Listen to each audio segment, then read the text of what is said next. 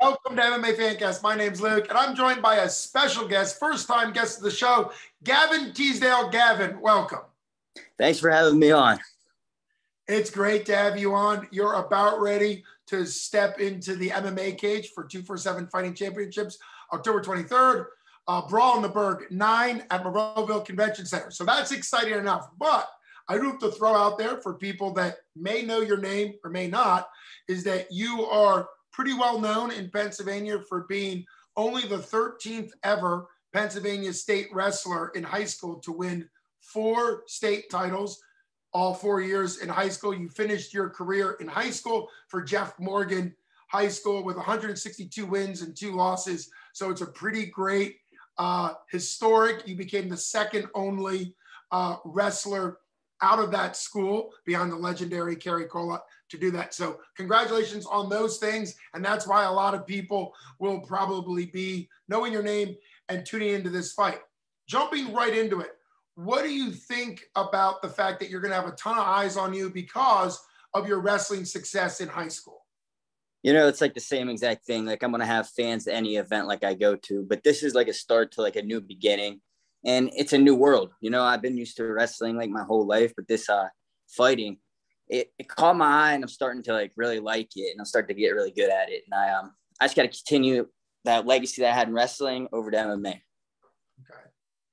And when you say it caught your eye, what about it? Because obviously it's a big jump. Wrestling is a fantastic base, probably the best base to have to go into fighting.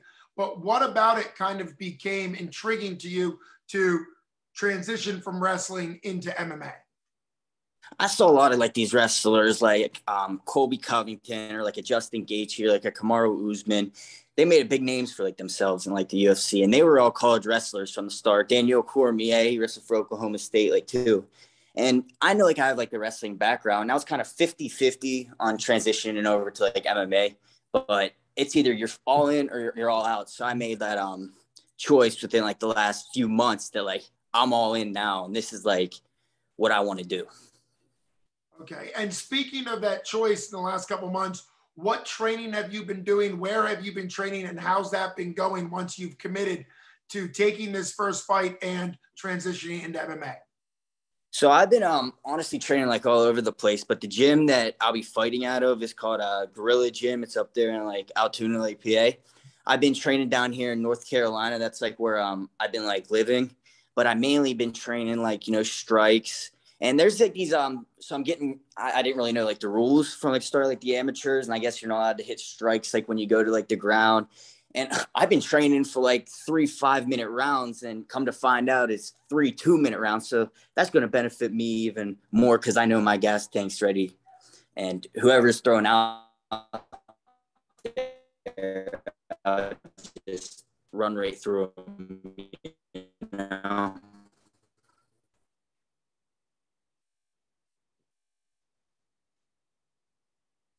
Well, unfortunately, it looks like we had just a little bit of technical issues with the strength of. There we go. Looks like you're back. The internet seems to be just. Can you hear me? I can kind of hear you. Yes. Let's see if it'll clear up here in a second. Internet is always fun. We'll see. My bad. No, it's nothing you can do. Say what you were going to say about. I heard you. Nowhere down in North Carolina. Yeah. Hopefully it clears up. Let's just give it a couple more seconds. I heard. So yeah, I knew like I had like a good transitioning over from wrestling into like MMA. Yeah, This is aggravating, isn't it? It's okay. We're gonna keep going. It's been great having you on the show. You said that you think you're gonna run through your opponent. Obviously, it's going to be really exciting to see what you do in the cage. How much sparring have you been doing to kind of mix in striking with the grappling? So I've kind of been doing like both because obviously like I have like a wrestling like background, and I've been training like strikes and kicks like a lot more than what I have been in like wrestling. But yeah, I'm not underestimating anyone when I say like I'm going to run through. Like, yeah, that's like what my mindset is. but I take every dude like serious, and I don't overlook like anybody. And that's just taking that same mindset that I had in like the sport before and transitioning that over.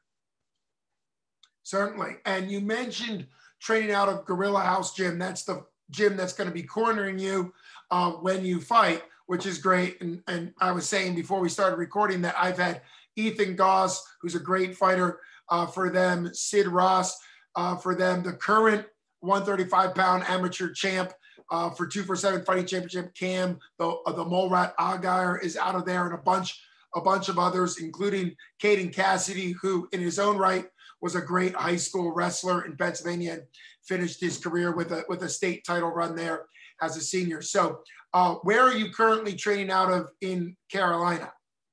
I'm training at like a martial arts school. Like I got a few wrestlers that's been coming in. I've been sparring around with them like a little bit. I've been training like conditioning a lot because like I said, like I thought it was 3 5-minute rounds. So like I wanted to be in really good shape. And then when they told me like the rules, like today, I'm like, oh shit, like it's 3 2-minute rounds. All right. And then I didn't know like the rules where you're not allowed to knee on your feet, or you're not allowed to, once you take a dude down, to ground and pound him. So I was kind of learning like the rules today, but I just sticking to the grind, Absolutely. There's a lot there for you to do. One thing as a reminder, not only for you, but people that might be watching this that don't know MMA in the Commonwealth of Pennsylvania, but there's 3 levels of MMA in the Commonwealth of Pennsylvania. The highest level is what we see when we watch Bellator, UFC. It's full pro rules, and that's all that people expect to see, right? The second level is advanced amateurs, that they don't wear shin guards. They're allowed punches on the ground to the head, but not elbows. But you're going to be doing novice rules because you don't have any, even though you have a lot of experience in wrestling, you don't have any MMA. So yeah, I'm going to get like two, 3 fights in, just like doing this. So then like I can get like used to it. And then I'll start transitioning to something more. And then, that's like Indeed. And that's one of the things that Pennsylvania does well. Some states, they don't have the graduated. They don't kind of allow amateurs to sort of work the way up. In Virginia, I know they just throw you in with pro rules in your debut, which ends up kind of overwhelming some people. So in the state of Pennsylvania, for people that tune in to watch your fight, you're not going to be allowed head kicks. You're not going to be allowed knees, like you said, to the face. You're going to be allowed knees below the clavicle. You're going to be allowed elbows below the clavicle, and you're going to be wearing shin guards, and there's certain leg locks you're not allowed, and you're allowed nothing above the clavicle when you're on the ground. Still, that's a lot to remember. It is. Well, usually Chip Snyder is usually the referee. Whoever they get for Pennsylvania, it's usually Chip. Chip's a great guy. They go over that. When did you start watching the UFC or MMA in general? My whole life. I started watching that before I even started wrestling. Like back when Liddell, Anderson Silva, Ortiz, all those like guys like started fighting. So it's just like been like a passion that I had from like the beginning. And now that I guess I have like that wrestling background. Now it's kind of like I said, I was 50-50 like on it, but now within like the last 6 months, I'm like, this is like what I want to do. So it's just that's what it was. It makes sense with somebody like you that has the experience of wrestling that you have to go from 50-50 to a commitment to either yes or no, because otherwise you're kind of stuck. You obviously have the talent level from the wrestling side. Jumping to BJJ a little bit, because I know you mentioned that you've been training that, and at Gorilla House, they do a lot of that. What is the submission move that you found the most fun to learn? Not necessarily that you use the most, just that you're like, man, this is a cool submission move. Rear naked. Okay. Because like in wrestling, like I don't know if you're familiar with like freestyle like wrestling. I'm very good from like a front headlock with like a head pinch. So once I get behind like somebody, it's just something that I had like a feel for from like the start. So, and you're allowed to do that, what they said in amateurs. I know there's like a lot of rules, so that should benefit. It definitely does benefit you. Another thing that I know that happens in freestyle is you do a lot of, you're not allowed to lock it up, but you do a lot of what is called the Kimura in BJJ, right? Where you take the arm behind the back and it's a shoulder lock. You would do it slightly different in BJJ. Is that something else that you're excited that you can actually lock your hands on a wrist and crank as opposed to the rules in wrestling?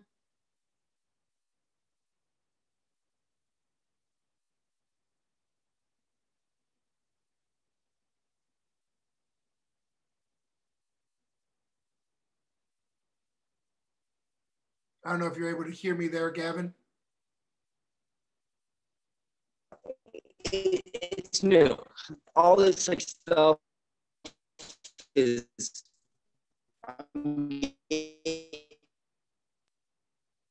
delaying. It's a little delayed. It should clear up. Last time it cleared up as well. So give it a little bit. It's telling me right now that the connection is red, which means that it's having trouble, and hopefully it'll go to a white connection here in a second, because I just built up to a good question, and I'm sure you're going to have a great answer for it as soon as we are back in action. Okay, there you go. I think we're back.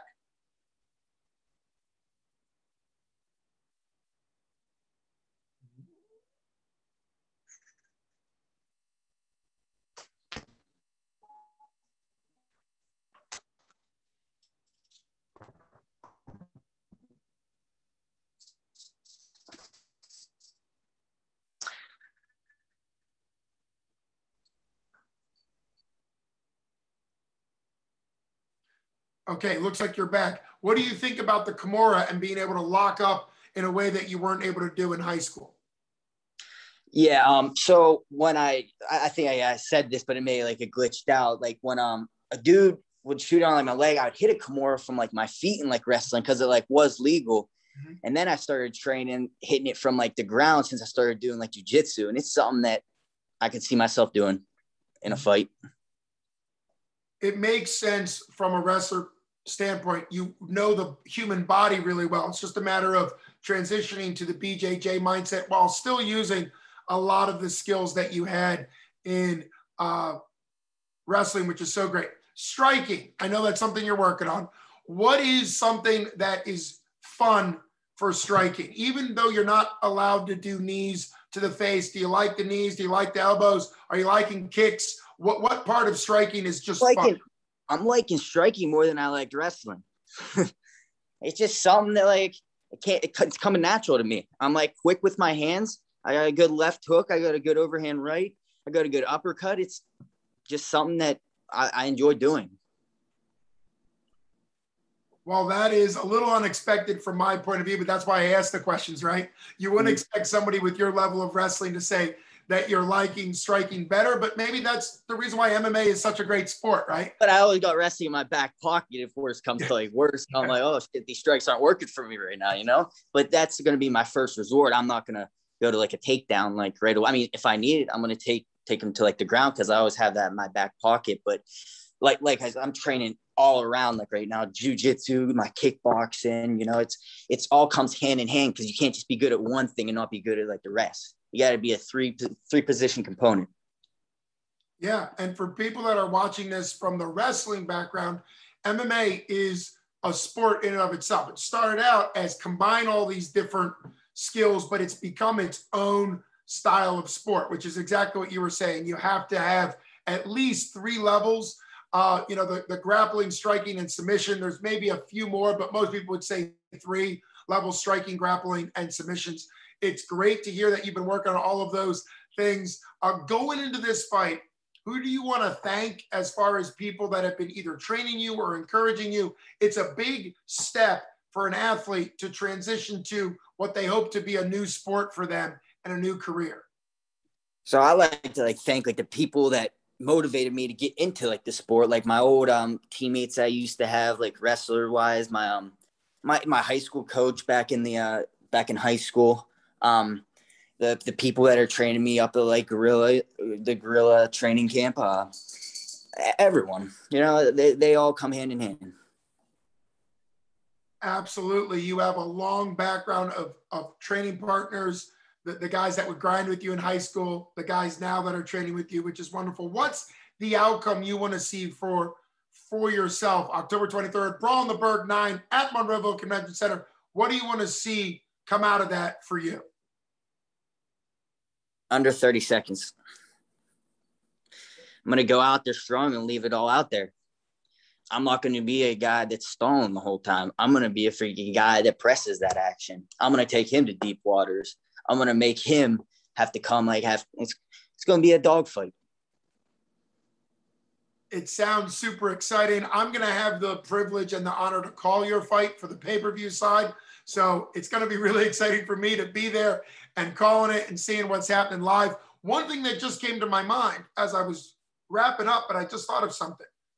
Cage, how much of an advantage is it now that you're a wrestler with all this experience to do cage work, to get up on the cage, to be able to transition off the cage? Is that something you kind of wish you had in wrestling? Because obviously wrestling, there's boundaries and people kind of escape from you that way. Do you like having a limit to where they can go? Yeah, like obviously if you like blast somebody into like a cage, I can blast double and pull him like off. I can pull him off of the cage and take him to like the ground. So that's going to benefit me big time. But I had like mat awareness like back in the day. So it's just, you're taking a square mat and now I'm going to be fighting in like an octagon. So just having like a good octagon, I'm used to saying mat awareness, but now I'm going to be saying octagon awareness. So like it's going to be towards my benefit. I really think it is. That's something that we've seen. You mentioned DC, Daniel Cormier, coming from a long wrestling background, really did a lot of work on the cage because as wrestlers, you didn't have a wall or a cage before. And in many ways, it can be a good thing to have. It's a good way to trap people. It's a good way to trip them, pull them down. And also, if somebody does have you up against the cage, you're able to turn them off. You're able to do a lot of offense that you wouldn't usually have without that. So and if I'm coming after him the whole time, I can back him up into like the cage and then use my wrestling as a secondary, you know? Yeah, so I think that's, you mentioned Colby Covington. You mentioned, I don't know if you said Kamaru Usman. There's a ton of wrestlers, and most of them, particularly Colby Covington and Kamaru Usman, as well as, although he never really wrestled, but George St. Pierre, they use their striking to set up their grappling. And that's a nice balance for you. I'm super excited to see it. It's going to be great. 247 Fighting Championship is really putting on a great card at Monroeville Convention Center, October 23rd. I'm guessing you want people to come in person if they're local and can drive in, and buy the pay-per-view if they're from, out of the state. How excited are you to be able to have fans live cheering for you again? So yeah, the last time I was in Pittsburgh, it was for like the Dapper Dan wrestling match. And I want the same amount of fans that were at that Dapper Dan match to go to this freaking fighting like event. But I don't really care who's there. Regardless who's there, I'm going to be fighting like the same way, whether you're watching it on TV or you're watching it like in person. But believe me, there's going to be action. I'm going to be bringing it. Well, I get the opportunity to interview all the fighters in the post-fight when they win. I interview the winners. I'm kind of the Joe Rogan of 247. So I'm looking forward to be able to announce your fight and then also to be able to interview you after your fight. And that's always an exciting part for me to hear how things went from the fighter's perspective after they win. I really appreciate you taking time out of your training to come on the show. I hope to have you on again afterwards so you can talk about how the fight went. Oh, yeah. Thanks for having me on. Tune in October 23rd. Absolutely. Everybody check it out, 247fighting.com. Go to the fighters or the gyms to get your tickets. It's going to be streamed also at 247fighting.com. There'll be a pay-per-view. It's Brawl in the Berg 9, which will be the hashtag BITB9 for social media. Thanks again to Gavin Teasdale for coming on, and can't wait to see you in action October 23rd. Appreciate you having me on again. All right.